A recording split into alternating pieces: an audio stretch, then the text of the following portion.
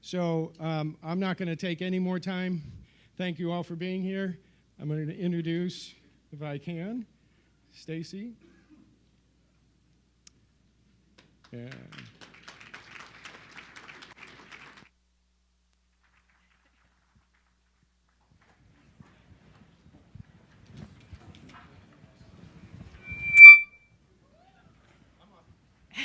Thanks. So good afternoon, everybody. My name is Stacie Sopinka, and I head up product innovation at US Foods. I come from a background of retail product development in Canada, and I've been with US Foods since 2011. Now, US Foods is a broad line food distributor, and we distribute across the country anywhere you might eat food in the United States, including college and universities, independent restaurants, and government institutions. In 2011, US Foods did some very extensive consumer insight testing. And what we found is that our competitors and ourselves were regarded as the same by our customers.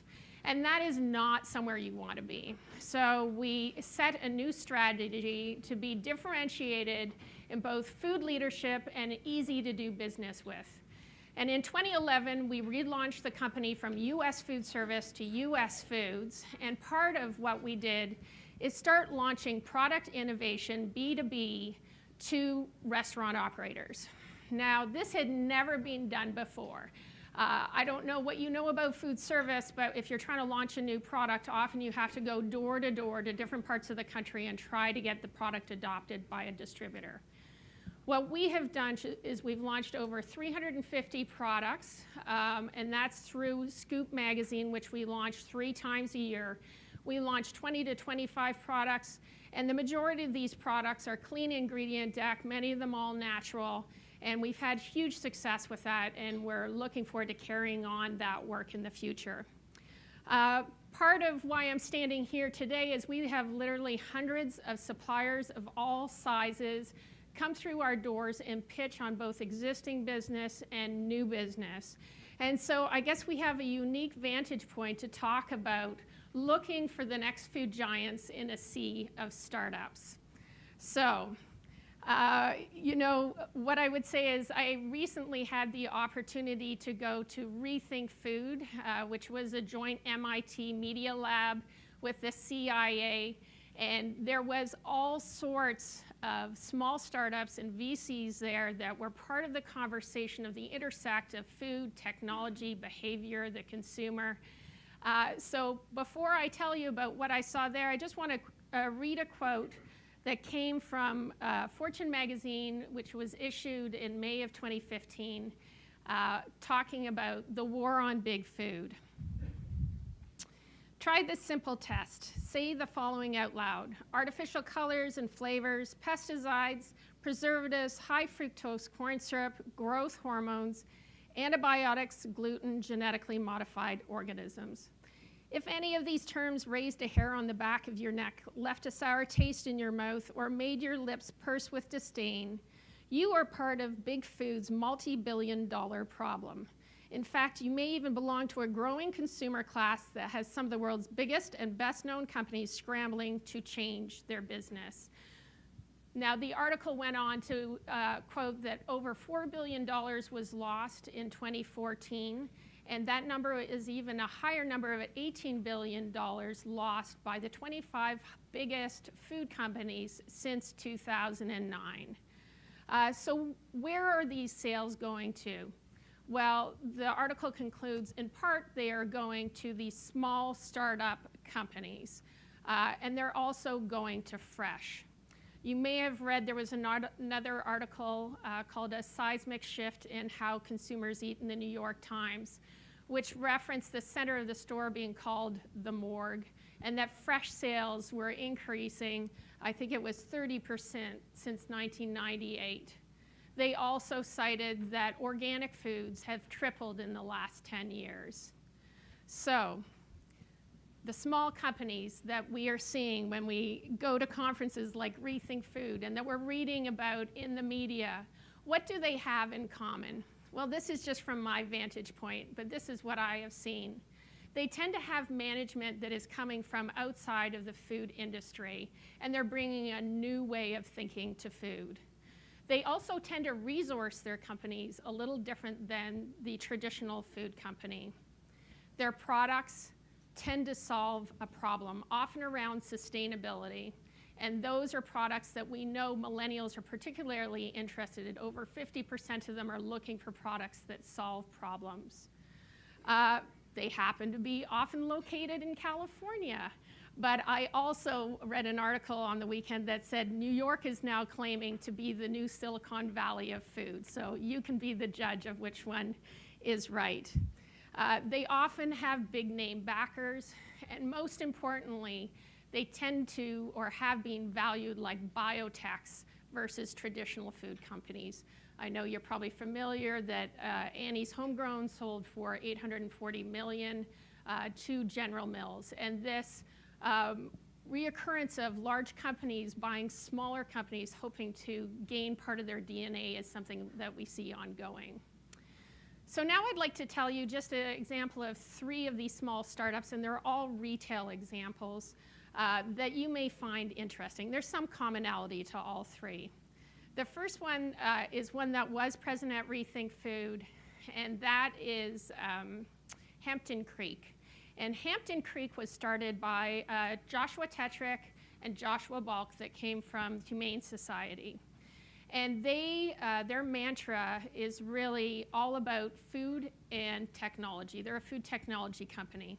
They also have a greater purpose of trying to create the biggest database of plants. Now, the product you may have tasted and have read about from them is their eggless mayonnaise. But their mission really is to try to eliminate MSGs, PHOs, artificial ingredients, and reduce the reliance on animal protein. So that is one company. The next company I'll tell you about is I can never say it correctly, Soylent. So for those of you that may be familiar with the Charlton Heston movie from the 70s, this is not about cannibalism, so I'll just put your mind at rest. I'm not sure if it was on purpose that the name was chosen or if it was a lack of trademark searching or Googling. But this was a product. It's basically a meal replacement. It's 400 calories. It's based on soy, protein, and also algae. It was started by Rob Reinhardt, and he is infamous because he has garnered the largest crowdsourced funding for a food-related company of $3 million. It's now produced by Rosa Labs, and the idea behind it, I was just reading this morning, Rob had a bit of a, let's call it a diatribe on his lifestyle and how he could reduce his footprint. But he does not believe in cooking. He thinks it's robotic, it's repetitive. He doesn't see any value. He's eliminated all appliances from his home. And if he's eating at home, he has a Soylent. If he's going out, he's eating with friends. And that's very typical of millennials. We know 65% of them eat with coworkers or friends. It's very social. So he sees this as a great opportunity, and his goal is really to feed the planet for less than $5 a day. Apparently, this is really the darling of hackers who also, like Rob, don't want to stand up and go make something. They just like drinking the Soylent and moving on.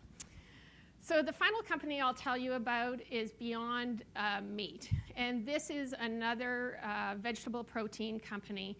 It was started by Joshua Brown. I've met Joshua, and he comes from fuel cell R&D. And he resourced his company accordingly. He has backers such as Bill Gates that are funding him. And he is infamous for his Beast Burger, which I've had the pleasure of enjoying several times. It's all vegetable protein. And it contains 23 grams of protein and has the omega of a portion of salmon. And also he sees it as muscle recovery food. So think of this as an entree that is the equivalent of an energy drink. So those are 3 examples of retail products and new startups, all of which have a similar complexion to them. But there are a multitude of others that you can read about.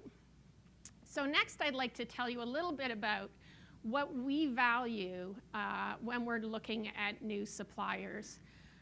4 Scoops specifically, our product innovation launch.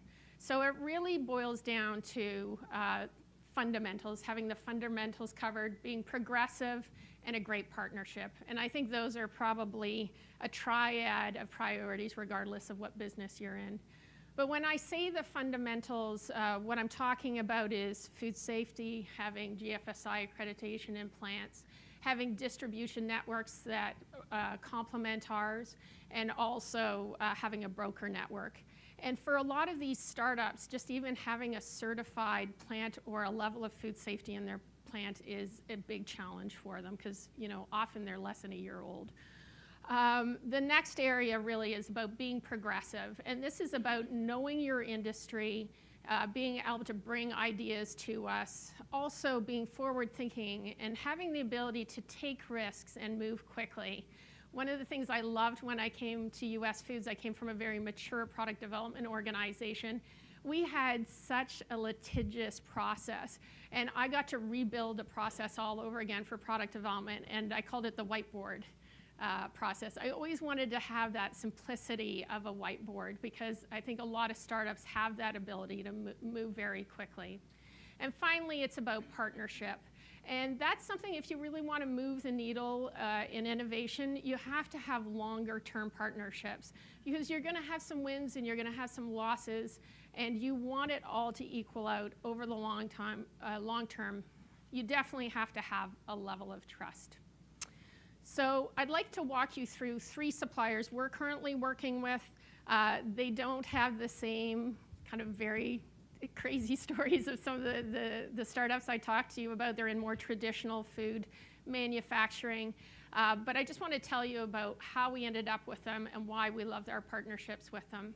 So we just launched a Scoop magazine 4 weeks ago, and there was 27 products in it. And one of them was a fresh Bloody Mary mix. Now, believe it or not, we took over 2 years developing this Bloody Mary mix, and we worked with 5 different suppliers trying to find one that could give us something better than the over 40 branded products we tasted. We couldn't find it. They were all kind of the same, different spice levels. And then it occurred to us to approach Sun Orchard, which is our fresh juice, orange juice company. And they have facilities both in Florida and also in California. And what we like about Sun Orchard is they brought us premium ingredients. They just had a can-do attitude and said, we've never worked with tomatoes before, but we're willing to look at it. They sourced cold break tomatoes, which was what we were looking for. And they turned samples around very quickly for us. So that partnership is something that used to be a small partnership for both parties and now is expanded to many products and a much bigger dollar figure. The second company I would talk about is called Gold Coast. They are a traditional produce manufacturer, and their story is interesting because we worked with them to create a riced cauliflower, and this product has one ingredient, riced cauliflower. And I myself was somewhat skeptical as to whether food service operators would want this product. It seemed a little niche, but it's great hot, cold, and also makes a great pizza crust. And we're selling an incredible amount of riced cauliflower right now, beyond what we expected to do. But why I bring up Gold Coast is they recognized that we were leaders in product innovation, and they actually invested in an R&D team where they'd never had one previously, so they stood a chance of getting into our launch vehicle. And so they took their business to the next level, saying, you know what, we don't want to compete anymore on commodity, we want to find some value-added products. So that was very, a great partnership, and we look forward to doing more projects with them in the future. The final example I'll give is with a company called Servati. If any of you are from Ohio or Cincinnati, you might be familiar with their retail locations. Gary Gottenbush is a 3rd-generation master baker, and he has the 13 retail locations, and then he decided to create a manufacturing facility. And Gary is passionate about pretzels, and so we just launched a chef's line Bavarian pretzel, and it is basically a 200-year-old recipe, clean ingredient deck, and we produced it so that every pretzel looked a little unique. No two were exactly the same. And that is one of our top selling items along with the Bloody Mary mix right now. But Gary was very supportive. He really is passionate about what he does, and he walks the talk every day. He also said, he's a bit of a shy guy, and we said, would you be willing to do a video to promote the product? Would you be willing to fly around and talk to our sales force? And he said, well, if it'll sell pretzels, I'll go. But the video is lovely. You can see it on YouTube. But I think the story, one thing I would mention, just with all three products, what we found with our selling force, we have a selling force of 4,000 territory managers. They love the provenance and the story behind the products. And so looking for suppliers that have that story and differentiation is very important to us. So in closing, what I would say is for those of you that may be manufacturers in the audience and you're sitting thinking, what do I take away from this talk? For me, there is a few consistent commonalities I see in successful manufacturers over my 20-year career. And that is that they stick to their core, what they are good at, and they focus on how they can tell a story of differentiation, and that looks different for every manufacturer, but the story has to be concise and it needs to resonate with the end consumer. I think that's very important. I think one of the hardest things is to identify barriers within your own organizations for innovation. Often you can't even see them because it's part of the air you breathe. So you may have to look out to outsiders, stakeholders, to identify what it is that you could do better. And finally, I would just say, for all of us in our industries, it's great to get out there, including events like this. Myself and my team, we go to lots of food events, but we also go to non-related exposure events as well. And we take a little bit of something, whether it's the San Diego Zoo, where I was last week, or the Van Gogh exhibit. I take a little something that I apply to innovation and how we go to market everywhere I go, and I encourage you to do the same. So you have a wonderful lineup of speakers for the rest of the day. It's been my pleasure to be here.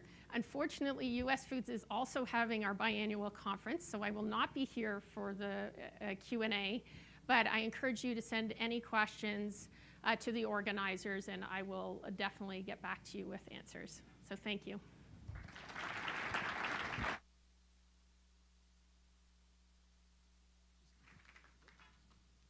Thank you, Stacie.